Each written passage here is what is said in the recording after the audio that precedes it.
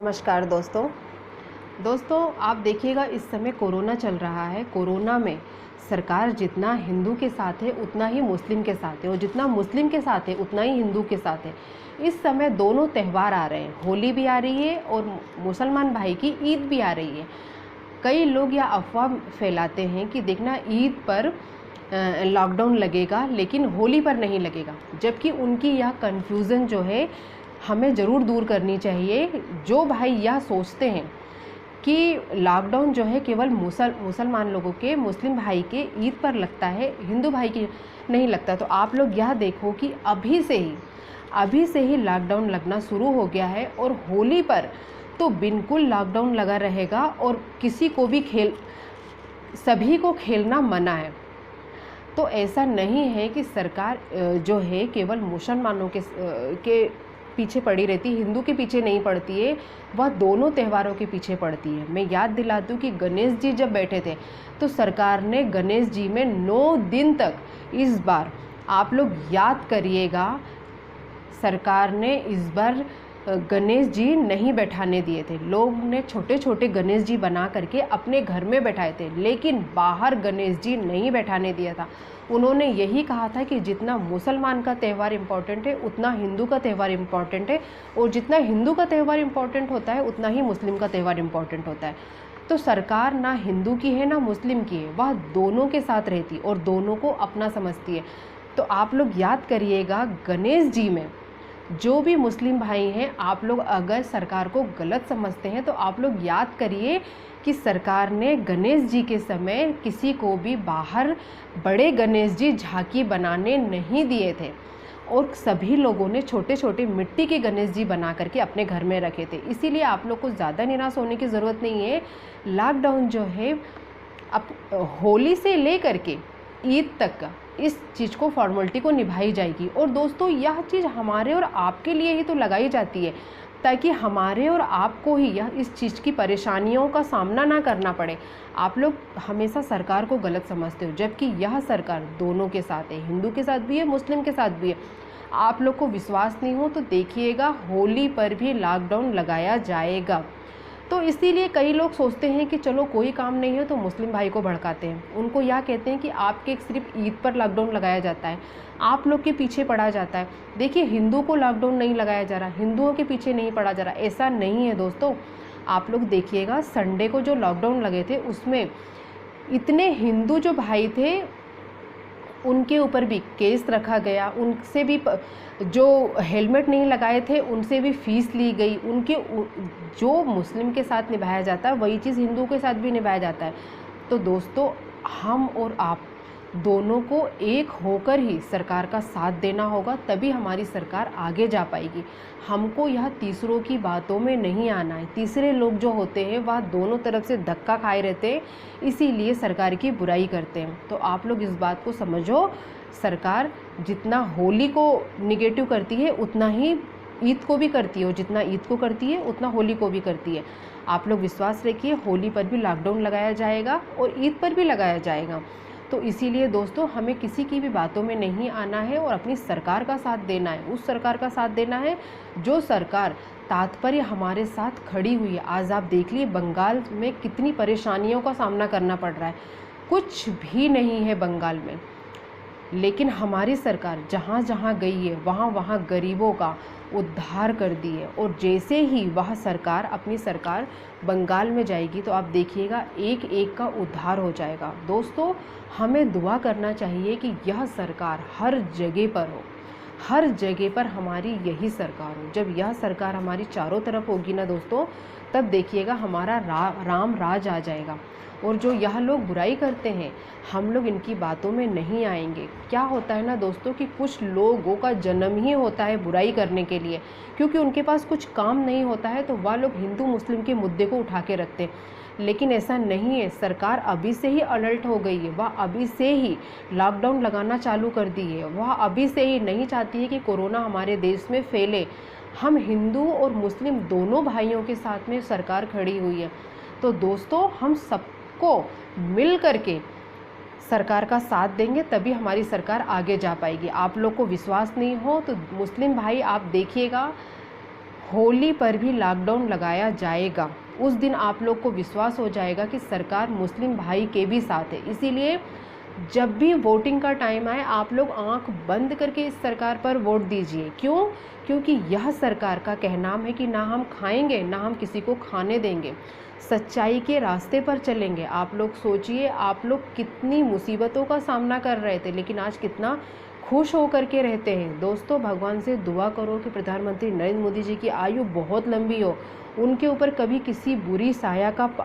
कभी कोई बुरी साया ना आए, हमेशा भगवान उनका भला करे। वैसे तो दोस्तों जो अच्छा कार्य करते हैं ना, भगवान उनके साथ होते हैं, और हमारी और आपकी दुआ रही तो प्रधानमंत्री नरेंद्र मोदी जी और भी आगे तरक्की करेंगे। आप देखिए बंगाल के लोग कितना परेशान हो रहे हैं।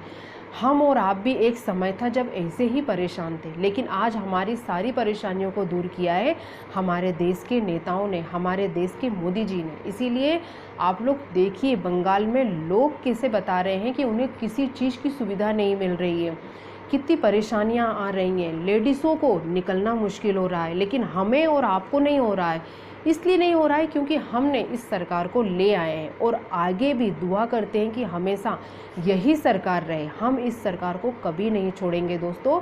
यह सरकार गॉड की तरह, भगवान की तरह हमारे सर पर अपना हाथ रख रही है, तभी हम इतने आगे जा रहे हैं। तो इसीलिए दोस्तों आप देखिए बंगाल में लोग कितना परेशान हो रहे हैं। ममता दीदी जो है, कोई भी नेता कभी खराब नहीं होता है, हर नेता संघर्ष करता है तभी वह इतना आगे जाता है। और इतना संघर्ष एक आम बात नहीं होती है दोस्तों, मुख्यमंत्री बन जाना और देश को चलाना। लोग संघर्ष करते हैं तब जाकर के इतने आगे जाते हैं। लेकिन लालच एक ऐसी चीज़ होती है ना जो इंसान को ऊपर ले जाकर भी नीचे गिरा देती है।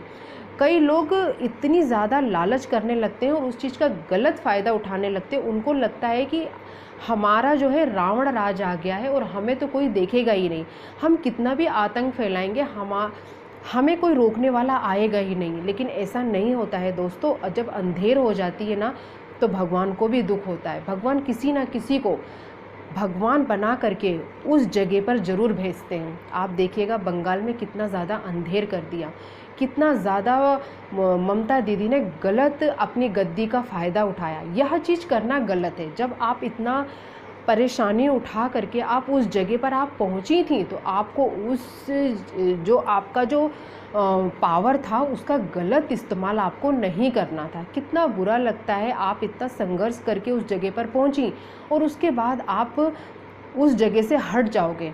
तो दोस्तों यह चीज़ करना बहुत ही गलत बात होती है। प्रधानमंत्री नरेंद्र मोदी जी यह नहीं कहते हैं कि आप हमारा साथ दो, वह यह कहते हैं कि सभी लोग करो, लेकिन अगर गलत करोगे दोस्तों तो कौन बर्दाश्त करेगा। आप देखिए बंगाल में कितना आतंक फैला दिया, इसीलिए मजबूर होकर के बीजेपी को वहाँ पर जाना पड़ेगा। और वहाँ के लोग इतना ज़्यादा परेशान हो गए हैं कि जब तक बीजेपी सरकार नहीं जाएगी उनका उद्धार नहीं होगा। तो दोस्तों सरकार अगर सही होती है ना तो जनताओं का ज़रूर भला होता है। हमारा और आपका फ़र्ज बनता है कि हमेशा यही सरकार रहे, हम इस सरकार को कभी टूटने ना दें, कभी जाने ना दें और हमेशा इनके ऊपर अपना विश्वास कायम रखें। दुनिया की कोई भी शक्ति हमको इस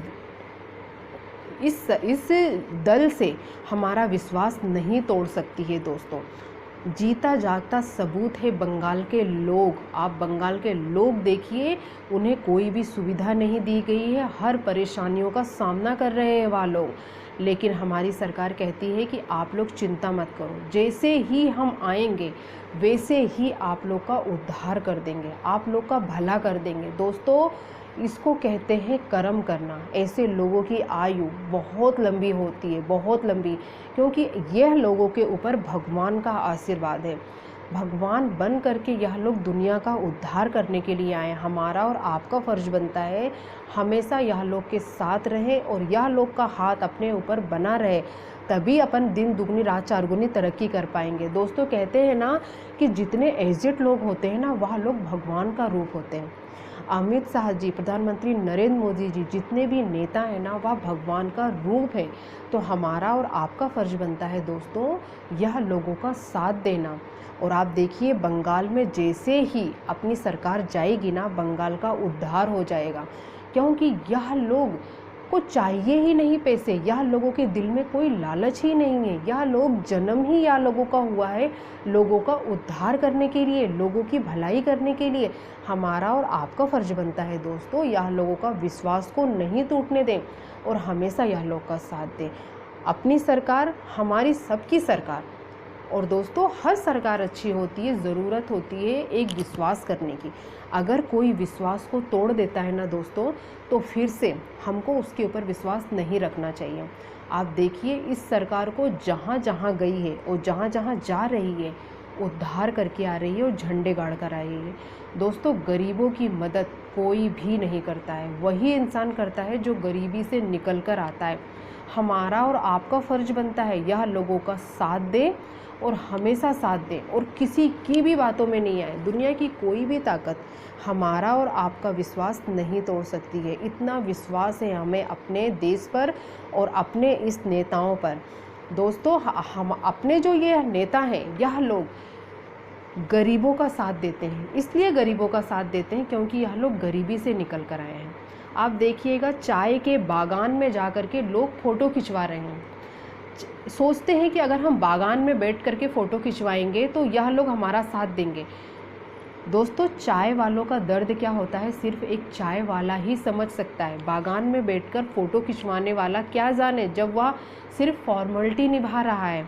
तो इस बारीकी को आप लोग समझिए कि सिर्फ उनका उद्धार मोदी जी ही कर पाएंगे, एक चाय वाले ही कर पाएंगे। क्यों? क्योंकि उन्होंने चाय बेची है।